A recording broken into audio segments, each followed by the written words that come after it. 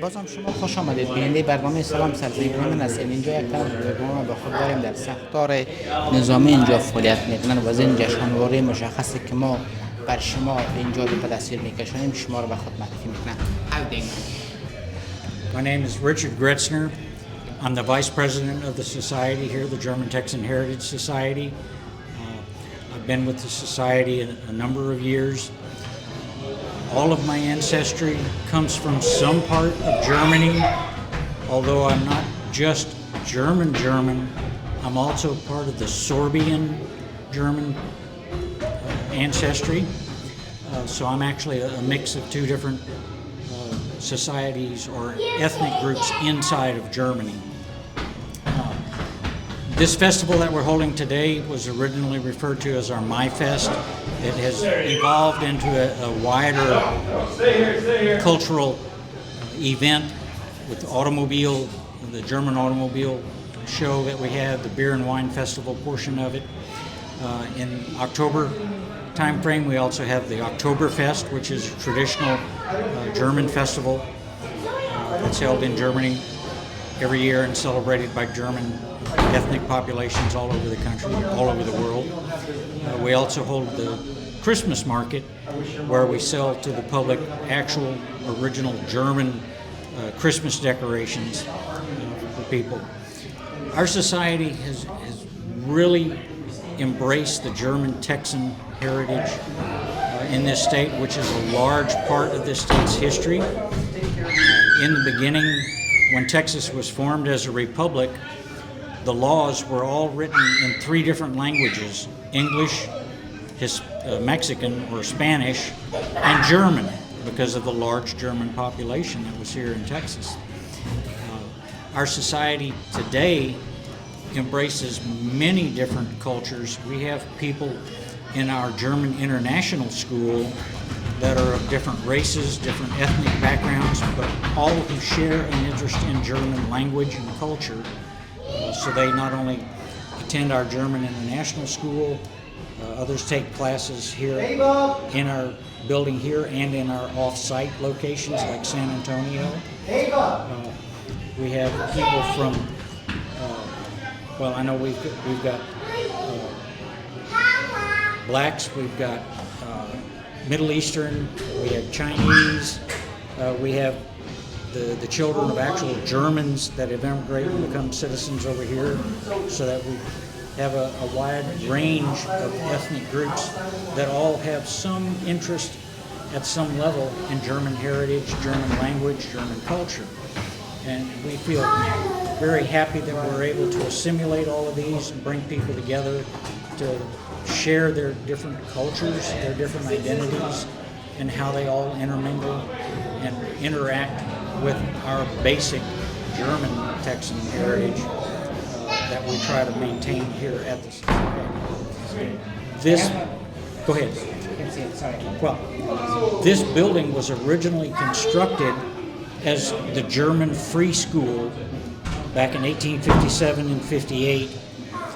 It was a free school in the sense that it was not affiliated with any church, any particular denomination, organization, or anything. Anybody that wanted to attend the school that could pay the small tuition was able to attend. It didn't matter if you were Catholic, Protestant, Jewish, atheist, didn't matter. If you wanted to come and learn in the German language, this was the school to come to. It was also the very first school to be chartered as a public school in Texas. When the legislature created the public school system, it kind of, over a few years, destroyed the school, because then everybody could go to a public school. Didn't matter what they were affiliated with or who they were affiliated with.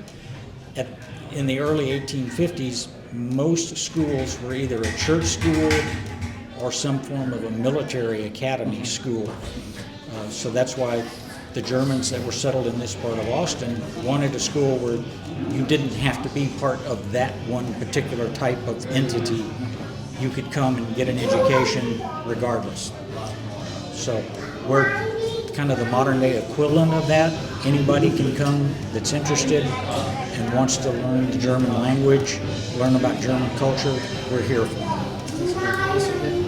so happy for all this community here with you guys. When I was get here, you guys were giving good feelings. There's a basic questions in the world as a human we are facing in this kind of conditions as we are facing.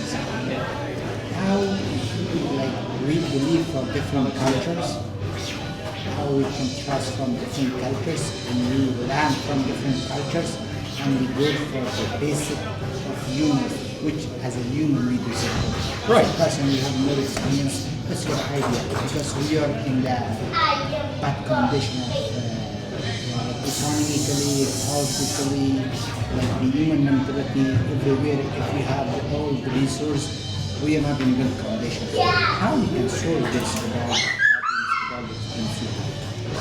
The more that we learn about other people and how our cultures have interacted in the past, we can learn from the mistakes that were made and try to correct them.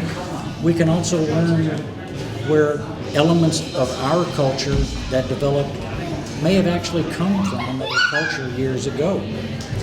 A good example, kind of in a reverse process, is if you listen to Hispanic music in Texas, you hear a lot of accordion, a lot of polka type stuff like that.